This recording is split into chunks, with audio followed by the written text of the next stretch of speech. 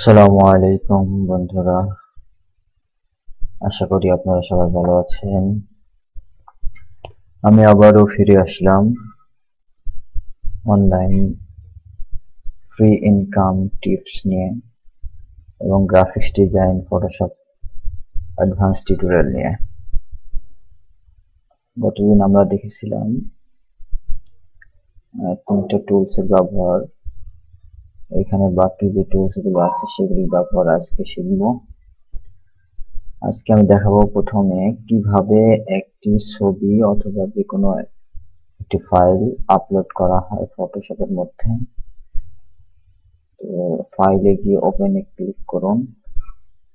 Click করার পরে ছবিটা যেখান থেকে নেবেন জাস্ট সেখানে গিয়ে আপনি সিলেক্ট করুন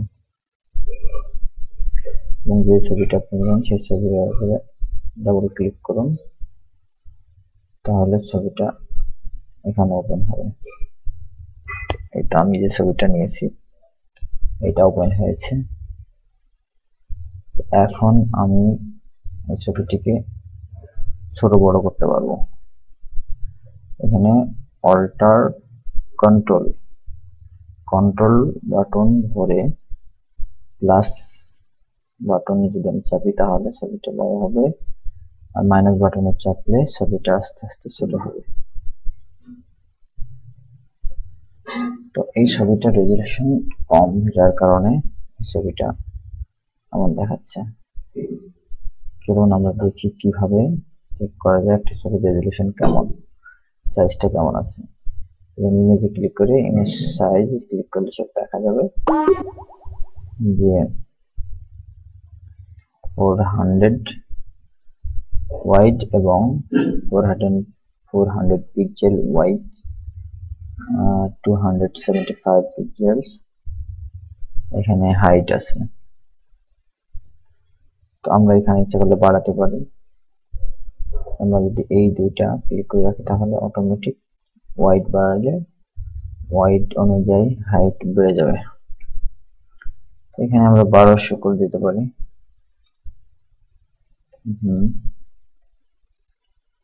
তো এখানে আমরা পরবর্তী যে টুলসটা কাজ শিখবো সেটা হলো কুইক সিলেকশন টুলস। এই টুলস এর মাধ্যমে কিভাবে সিলেকশন করা হয়।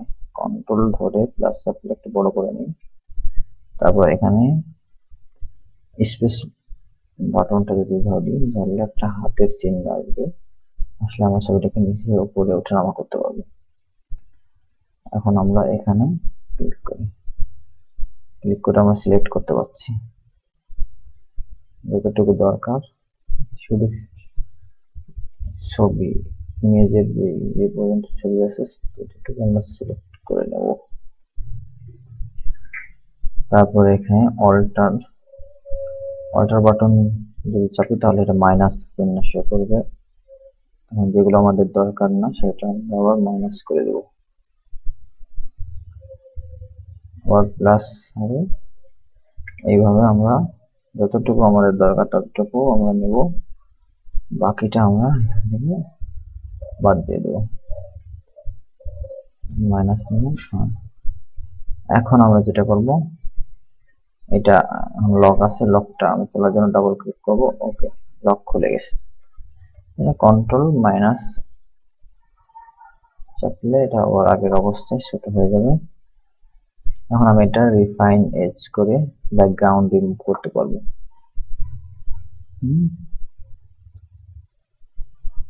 এইখানে দেখা যাচ্ছে সিলেক্ট হয় না, মাইনাস করে দিই এটুকু। জাস্ট এখানে এখন কি করবো, এখন যদি আমি ডিলিট করে দিই তাহলে যতটুকু সিলেক্ট আছে ততটুকু ডিলিট হয়ে যাবে।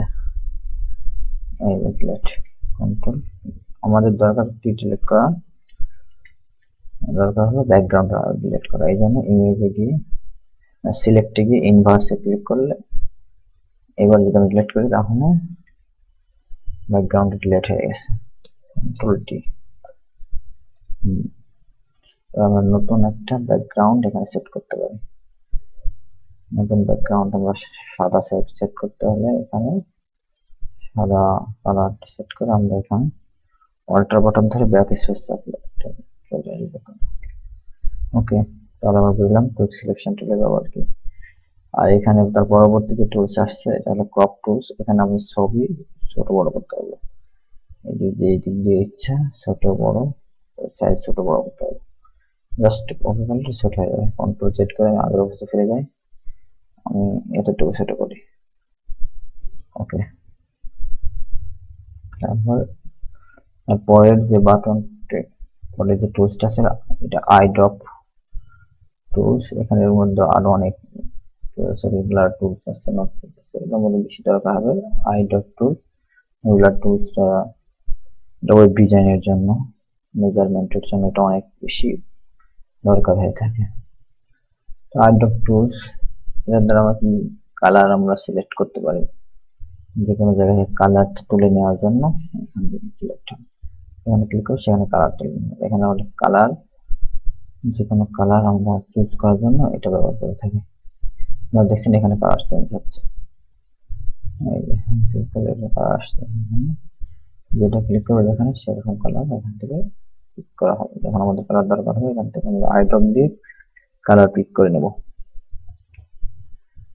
তো পরবর্তী যে টুলসটা আছে স্পট হিলিং টুল, আপনারা দেখছেন এখানে অনেক স্পট আছে, স্পটগুলো তুলে ফেলার জন্য এই টুলস ব্যবহার করা হয়।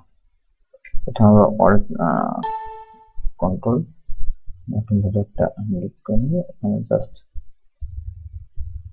সরি এখানে আমার সিলেক্ট আছে নিচের সাদা লেয়ারটি, এখানে আমি আমাদের পিকচারটি সিলেক্ট করবো, করার পরে স্পটের পরে জাস্ট ক্লিক করবো, তাহলে স্পটগুলো উঠে যাবে। ঠিক আছে, এখানে স্পটগুলো উঠে যাবে, স্পটগুলো উঠে গেছে। তার পরবর্তীতে যে টুলসগুলো আছে স্পটের মধ্যে আরো অনেক আছে, যে আমরা কিভাবে স্পট হ্যান্ডেল করতে পারি। স্পট তোলার জন্য আমরা কন্ট্রোল জেড করে যদি পূর্বের অবস্থায় ফিরে যায়, স্পটগুলো আরো অনেক সুন্দরভাবে তোলা যায়। এই এখানের কালারটা যা আছে আমি এখান থেকে সেটা নিয়ে আসতে পারবো। একটা আমি যদি সেকেন্ড ব্র্যাকেট কিবোর্ড থেকে চাপতে থাকি তাহলে এটা বড় হবে, এবং সেকেন্ড ব্র্যাকেটের বাম সাইডটা যদি চাপি তাহলে এটা ছোট হবে, বড় ছোট করা যাবে। তুমি অল্টার ধরে এখানে ক্লিক করলে এখানকার কালারটা নিয়ে নিও। সরি এখানে সাদাটা আসছে, এই লেয়ারটা সিলেক্ট করলাম আবার, এই যে এইভাবে আমি স্পট তুলতে পারবো। কন্ট্রোল জেড করে আবার আগের অবস্থা ফিরে যাই। এইবার আমি দেখাচ্ছি যে টুলের কাজ কি। এটা এখানে যে স্পট আছে এটা ধরে নিয়ে আর যেখানে স্পট না সেটা বসাতে হবে। তাহলে এখানকার স্পটটা সরি এই লেয়ারটা ভালো দিয়ে আসছে, এই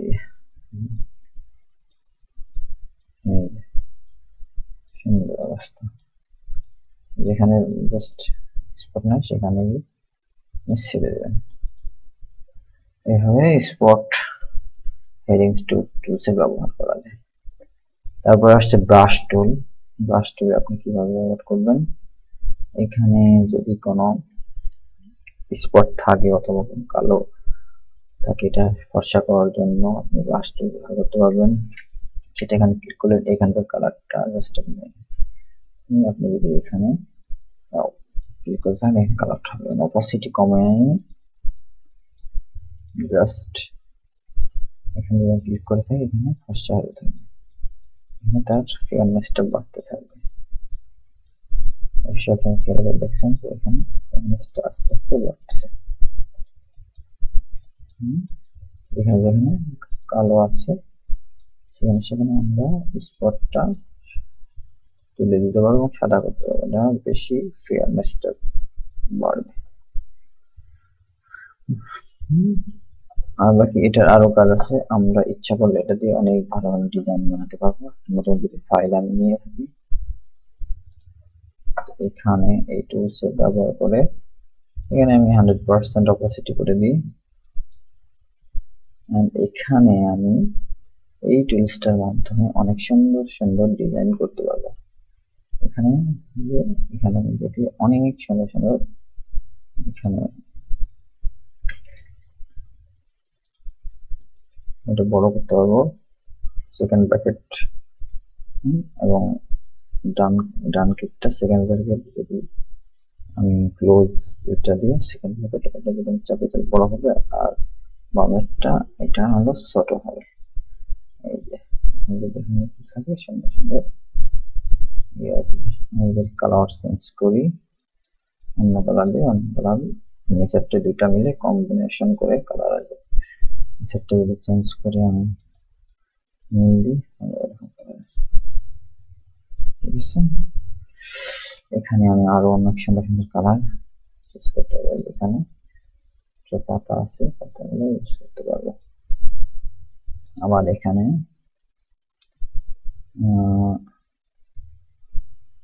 অন্য ব্রাশ আছে, এগুলো আমি ইউজ করতে পারবো। ইউজ করে আমি সুন্দর সুন্দর ডিজাইন তৈরি করতে পারবো।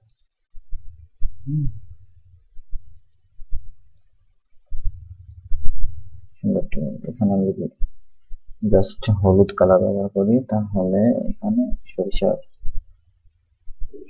ক্ষেতের মতো দেখাবে। এই কত সুন্দর দেখাচ্ছে। এতে আমি অনেক কিছু তৈরি করতে পারবো।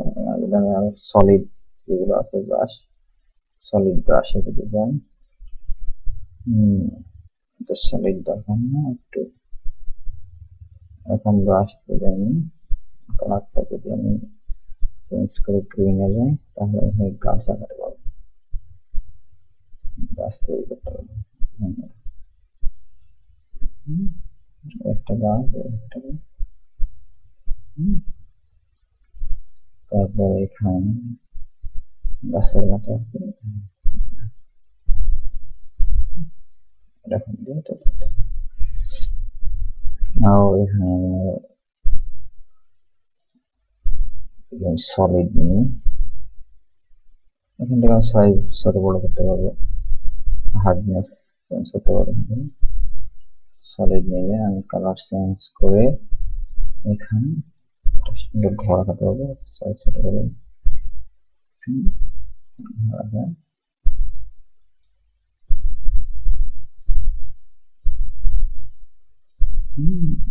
সুন্দর করে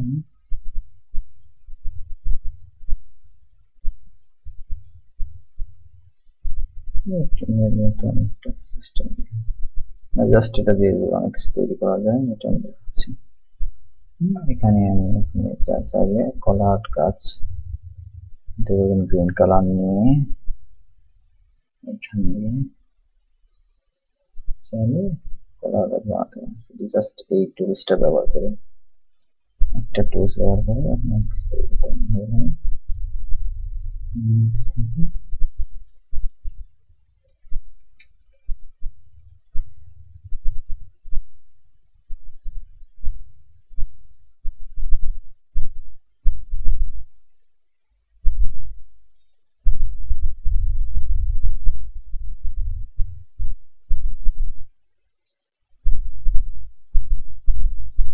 আপনারা অবশ্যই এগুলো প্র্যাকটিস করবেন এবং আমাদের যে ফেসবুক গ্রুপ আছে সেই গ্রুপে আপনি অবশ্যই শেয়ার করবেন, শেয়ার করতে ভুলবেন না।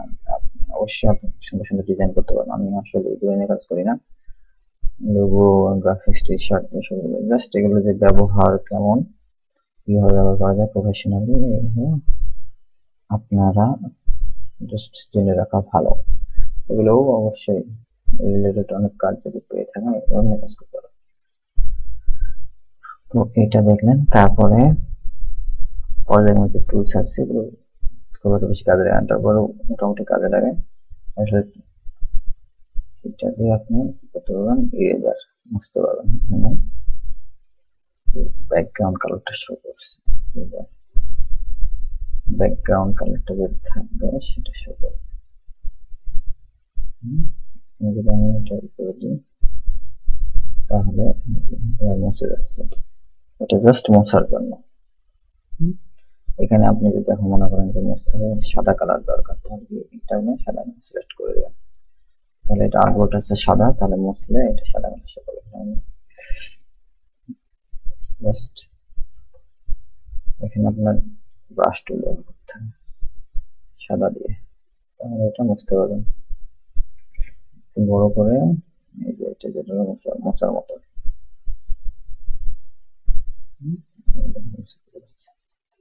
সুন্দর,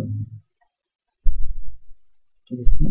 আপনি যদি মনে করেন যে আপনি এখানে লেয়ার নেবেন, নিচে লেয়ারটা সাদা হবে, লেয়ারটা সাদা, আপনি এটা দিয়েও মুছতে পারবেন সুন্দর।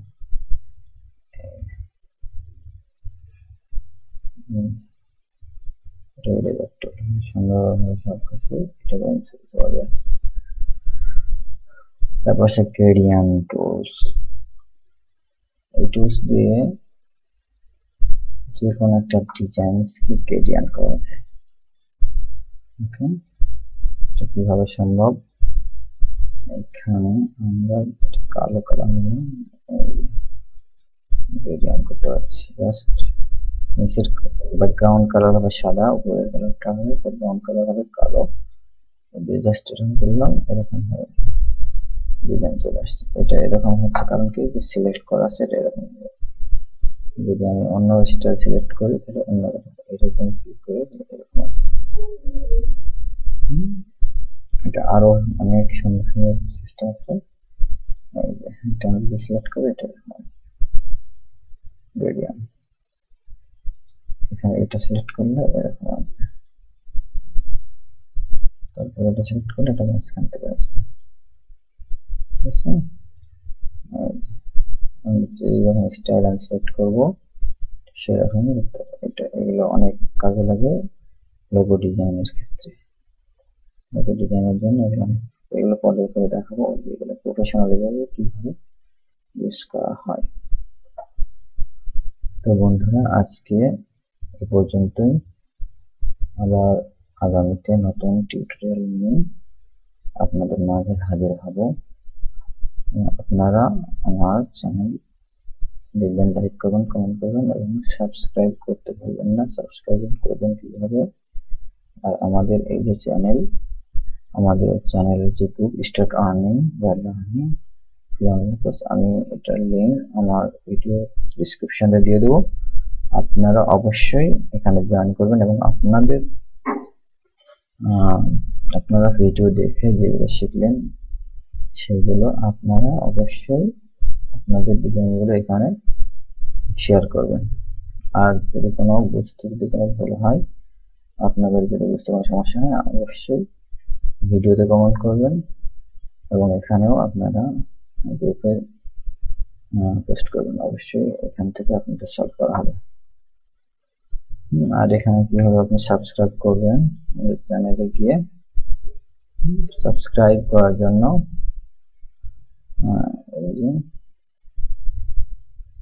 এখানে জাস্ট যদি আপনি আনসাবস্ক্রাইব করে থাকেন, সাবস্ক্রাইব করার পরে এই বাটনে ক্লিক করবেন এবং send me all notification for this channel click করে সেভ করবেন। তাহলে পরবর্তী যেটা টিউটোরিয়াল দেওয়া হবে সব নোটিফিকেশন আপনার চ্যানেলে চলে যাবে। আশা করি পরবর্তী টিউটোরিয়ালের জন্য পরবর্তী টিউটোরিয়াল আবার দেব এবং সেইগুলো ইনশাআল্লাহ আপনারা দেখবেন। লাইক কমেন্ট শেয়ার করতে ভুলবেন না। সবাইকে ধন্যবাদ, ভালো থাকবেন।